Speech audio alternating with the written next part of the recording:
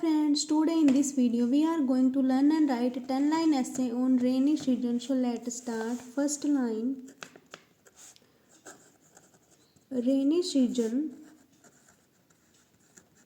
is the great gift of the God. Second line. Rainy season comes at the end of the summer season.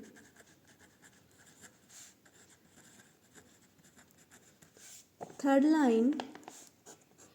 The rainy season start in June and last till September. Fourth line. It is called also monsoon season. Fifth line. In this season, the farmers work hard in their fields. Sixth line. This season is a great friend of the farmers. Seventh line. In rainy season,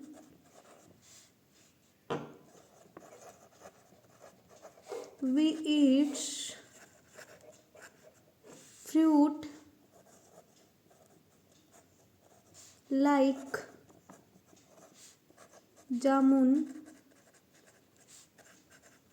cherries, lychee, etc. Eighth line. We use umbrella, wear rain coat, gumboots during rain. Ninth line. Rivers and ponds are filled with water.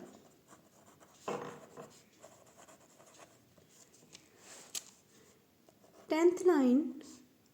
I love to play